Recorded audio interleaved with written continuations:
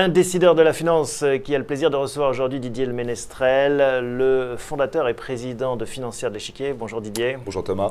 Alors on va voir avec vous plusieurs points, mais tout d'abord l'actualité bien sûr. On ne peut pas vous croiser sans vous demander des nouvelles des marchés financiers et votre sentiment sur cette situation. Mon sentiment, c'est une constatation. Il y a un pilote dans l'avion. Alors, il a un petit peu de mal à s'affirmer l'année dernière. C'est qui le pilote alors? C'est plusieurs même. C'est un Italien, rendez-vous compte. C'est un Italien, on l'appelle Super Mario. Ouais. C'est donc le président de la BCE. Et il est vrai qu'il a fini par convaincre les marchés. Ça fait un petit peu plus d'un an qu'il est à la tête. Et ça y est, il a convaincu les marchés et il a montré qu'il y avait au niveau fédéral un chef, quelqu'un qui était capable de faire face à la crise. La première grande crise, c'était est-ce que l'euro va survivre? Là, ça y est, je crois que les investisseurs, en tout cas, qui sont toujours partagés, ne vous inquiétez pas, dès qu'il y aura des flux négatifs, il y aura toujours ceux qui disent mais l'euro n'a aucun avenir. En tout cas, là, pour l'instant, il a mis de son côté les épargnants, les investisseurs et surtout les capitaux mondiaux qui doutaient quand même depuis la crise, depuis l'été 2011. Et ce qui semble nous arranger, c'est peut-être les difficultés dans d'autres zones mondiales qui se disent finalement l'euro, bon, ils sont un peu compliqués, mais c'est peut-être une valeur à ne pas comme oublier. Toujours, il y a chez tout investisseur cette envie de gagner ou cette peur de perdre. Et là, on est passé sur l'euro, de la peur de perdre à l'envie de gagner, finalement l'opportunité de gagner, puisque les taux se sont immédiatement détendus en Espagne et en Italie. Mais tout reste à faire. C'est-à-dire qu'on n'a pas réglé le principal problème, qui est toutes ces dettes accumulées, a-t-on la capacité de les rembourser, ce qui reste le point clé numéro 1, et là, il y a du boulot. Le deleveraging. En France, qu'est-ce que vous pensez de cette situation, notre nouveau président normal? Ça, c'est un peu politique comme question. Alors, écoutez, non, mais bon, c'est quand même un autre pilote au niveau français. Non, mais alors clairement, il est clairement normal. C'est-à-dire qu'il fait comme tout bon politique. Déjà, il dit qu'il fait ce qu'il a dit qu'il ferait. Bon, ça c'est un peu dommage. Tous ceux qui gagnent bien leur vie se disent que finalement c'est un peu difficile, mais c'est pas grave ça. Ce qui est important, c'est, je crois, cet été aussi, il y a eu une inflexion. Alors là, c'est un avis très personnel, une inflexion face à la réalité des chiffres, face à la réalité des chiffres de l'économie. Je crois que le virage est clair. On va mettre en place une TVA, on va augmenter la CSG, on va baisser les dépenses et arrêter un petit peu toutes ces mesures électorales. Et ça va, finalement, tout va beaucoup plus vite. C'est-à-dire que ça y est, je crois que dès le mois de septembre, tout le monde en est convaincu. Et c'est une bonne chose, qu'il y aurait pu y avoir un coup de barre à gauche. Et il y a un indicateur qui le prouve, c'est les taux d'emprunt des OAT françaises qui restent presque à un niveau historiquement bas. Exactement. En fait, les marchés, en tout cas, y croient, puisque lorsque... Donc il s'est mis les marchés dans la poche déjà. Dans la poche, en tout cas, les marchés lui font crédit de... Ils ne doivent pas faire n'importe quoi, et c'est quand même c'était la peur d'avant les élections. Si on continue ce zoom, on arrive à l'échelle des entreprises. Qu'est-ce que vous observez, vous qui les décortiquez en permanence? Oui, alors là, ça va mal. L'économie européenne va mal. C'est un environnement difficile dans lequel il ne faut pas croire qu'on va pouvoir s'en sortir d'ici 6 mois, 1 an, 2 ans, 3 ans. La France, alors certains disent que la France est déjà en récession. Moi, je crois que ce qu'on entend, en tout cas dans toute entreprise qui est uniquement confrontée à un marché français ou européen, en tout cas, l'activité est très difficile. On n'en est pas encore à l'Italie qui annonce des chiffres qui sont épouvantables, mais il manquerait peu de choses pour que les chiffres soient vraiment durablement difficiles, d'où l'importance d'avoir une finance qui fonctionne bien pour qu'on ait au moins les moyens de se remettre en route. Donc, le bon côté des choses, c'est que la finance, l'argent circule. C'est ce qui avait été, en tout cas, qui avait grippé la machine un petit peu. C'est ce qui a grippé complètement la machine. C'est-à-dire que si l'économie ne va pas très bien et que l'argent ne circule pas, vous avez vraiment un souci majeur devant vous. Là, aujourd'hui, l'argent circule, mais la machine, elle, ne va pas bien. Tous les indicateurs sont très faibles. Et donc, c'est sûrement ce qui pousse d'ailleurs nos gouvernants à changer un petit peu leur fusil d'épaule. Mais ce que j'entends, malgré tout, c'est qu'on a l'impression qu'on a inversé la situation. Il y a quelques temps, c'était le niveau macro qui souffrait, alors que les entreprises présentaient encore des résultats, des bilans plutôt confortable. Et là, on est un peu dans la situation inverse. Ça va un peu mieux au niveau global et au niveau des entreprises. C'est maintenant que la vague arrive. Bien sûr, exactement. Vous l'avez vu, le phénomène le plus visible, ça va être le chômage. Mais clairement, l'entreprise réelle en Europe a du mal. Mais nous, Financière de l'Échiquier, nous le savons, nous l'avons anticipé depuis très longtemps. D'où le fait que les capitaux doivent être alloués à des entreprises qui sont capables d'aller en dehors d'Europe. Alors justement, ça nous amène à votre métier, à celui de la gestion d'actifs. Un métier en crise aussi, compliqué. On voit beaucoup de maisons qui souffrent avec un business model qui doit se réinventer là aussi. Le sans risque ne rapporte plus rien. Alors déjà, tous ceux qui n'avaient que peu de valeur ajoutée, qui n'étaient que des intermédiaires du sans-risque, donc qui prenaient une partie de la valeur du sans-risque, ils n'ont plus rien à faire dans ce marché. Et c'est vrai que nous sommes dans un marché qui est plutôt surcapacitaire. Il y avait beaucoup de demandes dans les années 2000, et aujourd'hui, il doit y avoir plus de 500 sociétés de gestion.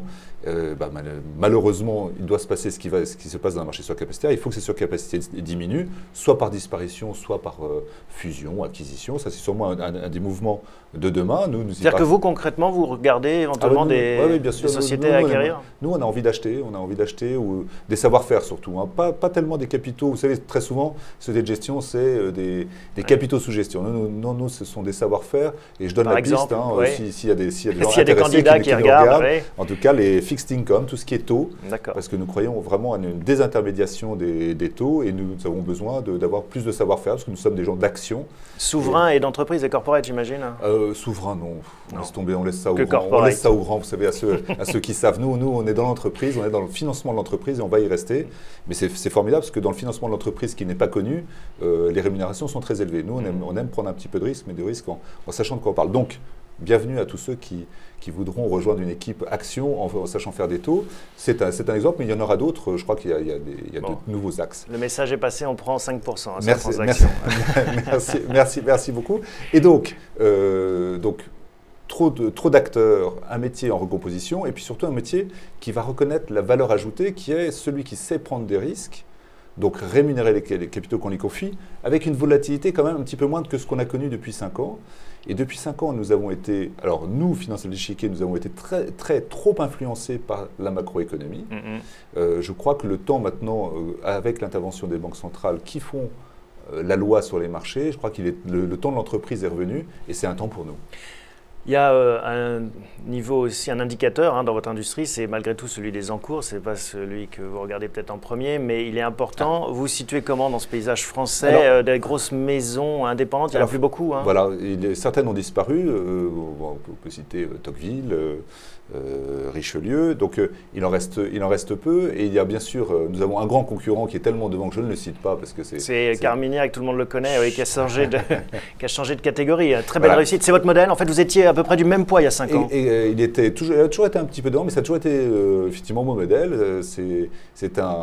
Il adresse monsieur tout le monde à travers des produits financiers de bonne qualité. C'est vrai que lui est devenu européen, et nous sommes en cours d'européanisation, mais lui gère 10 fois plus que nous aujourd'hui, alors que nous étions à peu près à égalité il y a 5-6 ans. Donc c'est un très bon exemple. Édouard, attention, nous arrivons. Bon, vous avez 52 ans, vous avez encore 20 ans de business, d'activité devant vous. Comment est-ce que vous devenez justement cet acteur de référence européen? C'est quoi votre stratégie, Didier Le Ménestrel? Alors, il y a vraiment deux axes. Le premier, c'est de faire savoir que nous existons. Et ça, c'est un axe nouveau, puisqu'au début, moi, tout ce qui est marketing, communication, c'était plutôt comment mentir, comment habiller. Qu'est-ce qui vous a fait changer d'avis là-dessus? Parce que beaucoup de gens ont cette impression que finalement communiquer, c'est un peu se travestir.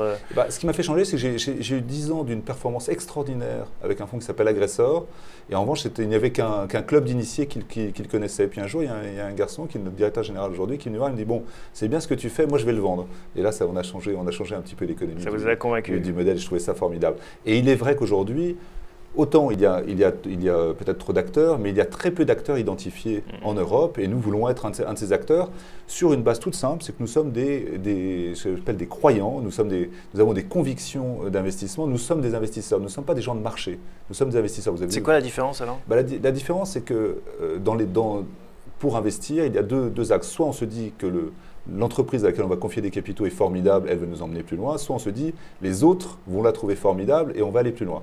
Nous, on ne se soucie jamais des autres, rarement, on essaie quand même de regarder, mais rarement des autres. Nous confions directement aux entreprises, qu'elles soient cotées n'est jamais qu'une aide à pouvoir avoir de la liquidité et à gérer les flux qu'on nous confie, puisque s'il n'y a pas de marché, on capturerait les flux et on aurait beaucoup de mal, en tout cas, à promettre des performances au quotidien. D'accord. Donc vous, ce qui vous intéresse, c'est vraiment le bas, la micro, l'entreprise et les entrepreneurs. On revient au pilote, c'est ça, le mot-clé pour vous, c'est le pilote dans l'avion? Exactement. La stratégie est donc de continuer à confier des capitaux à des entreprises et des entrepreneurs, à travers le monde. C'est-à-dire qu'on a commencé en France, moi j'ai une petite entreprise à travers la France, la province, après ça a été l'Europe, c'était début des années 2000, et maintenant c'est le monde. Donc l'axe il est global, hein, toute notre gamme va se décliner sur le thème du global.